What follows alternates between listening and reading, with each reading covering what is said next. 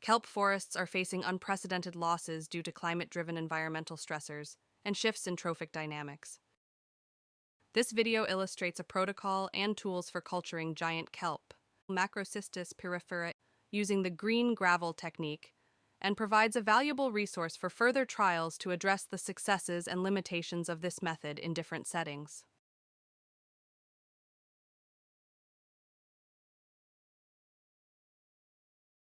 Kelp culturing facilities must be able to control for temperatures ranging between 10 and 15 degrees Celsius, provide full spectrum light ranging between 0 and 180 micromole photons per meter squared second, and filtered aeration.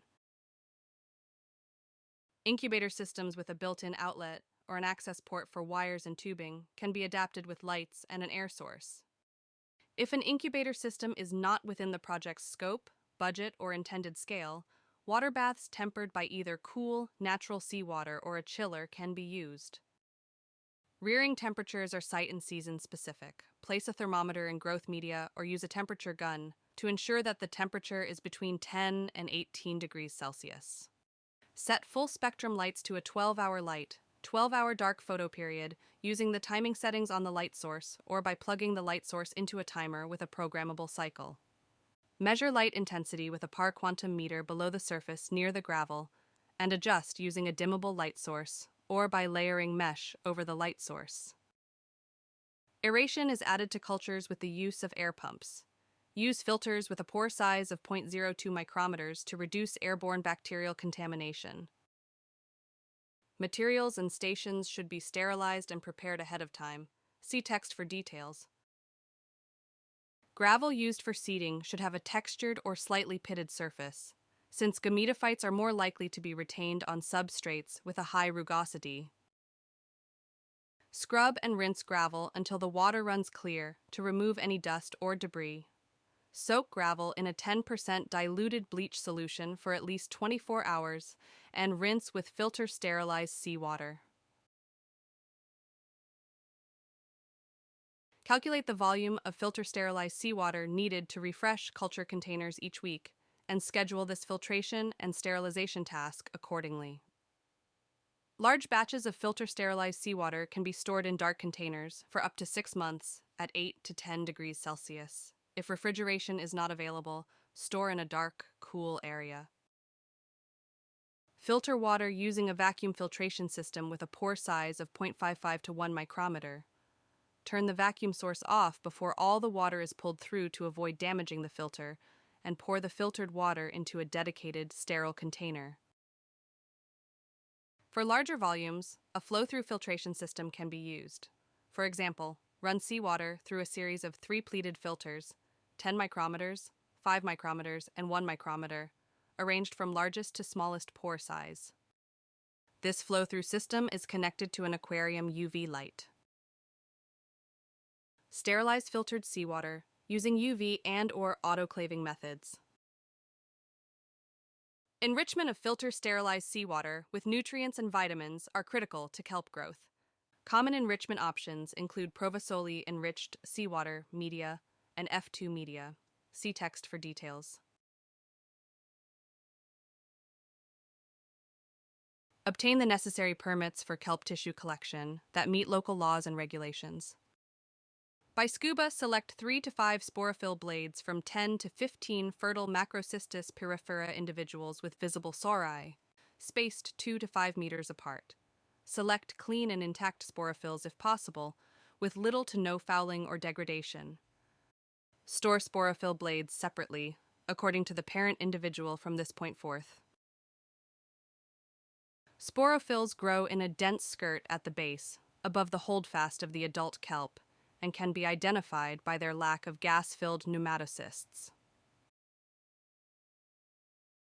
Transport sporophyll blades in dark collection bags to avoid overexposure to sunlight, filled minimally with seawater from the site to keep blades wet, and stored in coolers at approximately 12 degrees Celsius until arrival at the culturing space.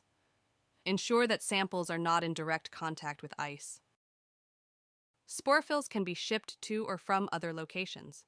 Rinse sporophylls with filtered sterilized seawater. Wrap blades collected from a single Macrocystis pyrophora individual in moist paper towels soaked in filtered sterilized seawater, and again in aluminum foil to avoid light penetration and additional desiccation. This method of storage is commonly known as the burrito method. Place these packages in a cooler with ice, with a protective barrier such as recycled bubble wrap or cardboard. Prepare the cooler for overnight shipment and ensure that someone is available to receive the shipment and place the packages in refrigerated conditions.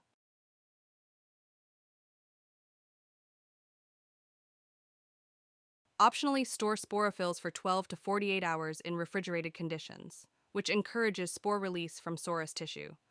To store, use the burrito method. If optionally stored, find evidence of partial sporulation on the paper towels, indicating presence of fertile sorus tissue. Sorus tissue is often slightly raised and darker in color than surrounding tissue.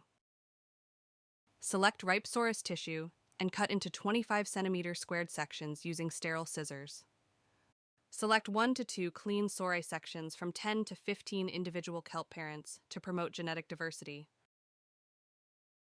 To clean, gently scrub both sides of the sorus tissue in one direction only with a sterile gauze damped with filter-sterilized seawater. If needed, scrape the sorus tissue gently with a sterile razor blade. Submerge the sori section in a freshwater bath for 30 seconds to 1 minute, and rinse with filter-sterilized seawater. Submerge each sori section in filter-sterilized seawater, tempered to 10 to 15 degrees Celsius, within a sterile 50 milliliter Falcon tube. Alternatively, sori sections can sporulate in a single sterile container.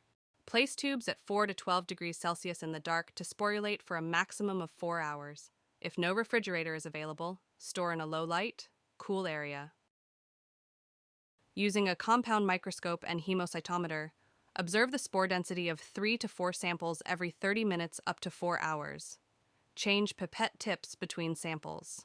If densities are at least 10,000 spores per milliliter, move on to the next step. If a sori section produces no spores after 4 hours, discard the sample. Spores can settle within hours after release, but may be observed swimming in a circular motion. Remove each of the sori sections from their Falcon tubes, combine the resulting spore solutions into a single sterilized container, and quantify the final combined density.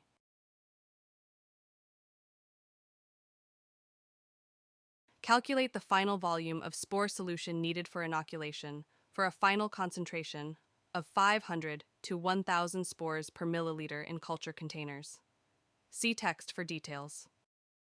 Place sterile glass slides within culture containers to monitor kelp development. Include at least 30 slides, distributed randomly across culture containers for sufficient monitoring.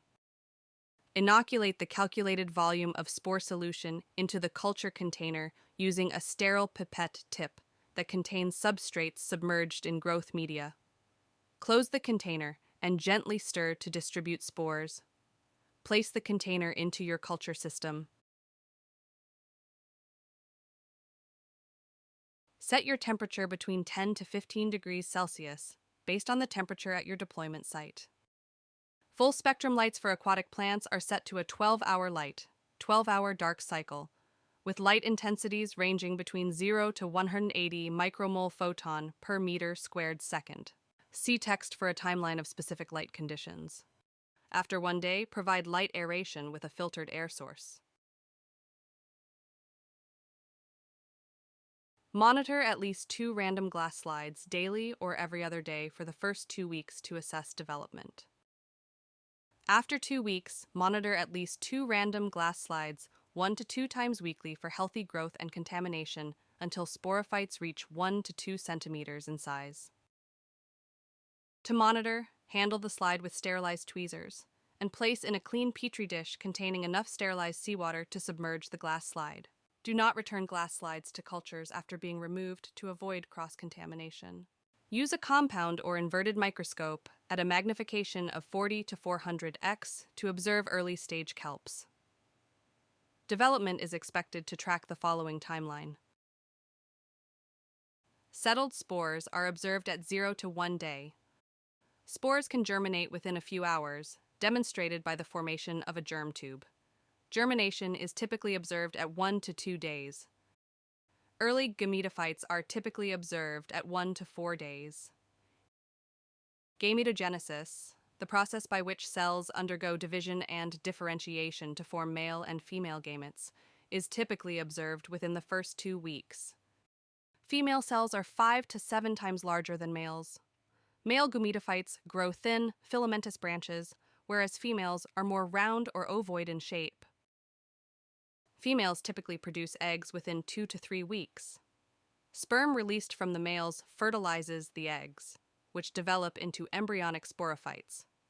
Sporophytes are typically observed within 2 to 4 weeks. The zygote undergoes rapid cell division, resulting in the growth of 1 to 2 centimeter blades within approximately 6 to 8 weeks. Every week, change growth media to replenish necessary nutrients and minerals for Macrocystis pyrifera growth. Chill fresh growth media to the appropriate temperature. Ensure growth media does not exceed 15 degrees Celsius during this process. Siphon media out of your culturing containers to avoid the disturbance of seeded substrates. Let the media drain until the container is nearly empty. Refresh media immediately to minimize desiccation. Tilt growth containers slightly when refilling, so that media runs down the side of the culturing container to minimally disturb substrates. Randomly rearrange container or tub positions during weekly media changes to account for differences in light irradiance. See the text for a calendar to track activities and expectations for Macrocystis cultures. It indicates the timing of adjustments to light and aeration, as well as weekly media changes. After 6 to 8 weeks of laboratory culturing, juvenile sporophytes are 1 to 2 centimeters in length and ready for deployment. Refresh growth media in culture containers 24 hours before deployment. Obtain the necessary permits for gravel deployment that meet local laws and regulations. Transport green gravel for up to 6 hours in a shaded cooler. Deployment should be timed to avoid the most direct sunlight. Utilize a shaded structure on the boat to avoid direct sun during the deployment process. Carefully scatter green gravel from the surface onto the reef below or via scuba when trialing at new sites and at small scales. The green gravel restoration technique is still in the academic phase, with limited outplant survival data for other species and no data yet for Macrocystis pyrifera. Nonetheless, success in the field has been observed in a recent pilot study, indicated by Haptera attachment to surrounding substrate and juvenile kelps, growing up to 1.2 meters after 2 months in the field. Using the field collection and laboratory maintenance outlined in this protocol, we cultured 2 distinct donor kelp populations at 12 degrees Celsius and 20 degrees Celsius to elucidate temperature-dependent effects on the development of microstages of Macrocystis pyrifera through time.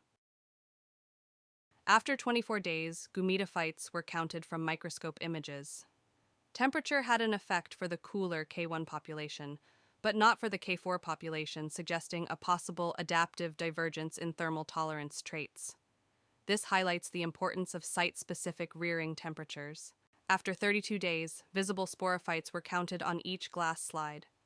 Temperature had a similar effect for both K1 and K4 populations. Samples reared at 20 degrees Celsius grew few visible sporophytes compared to those reared at 12 degrees Celsius.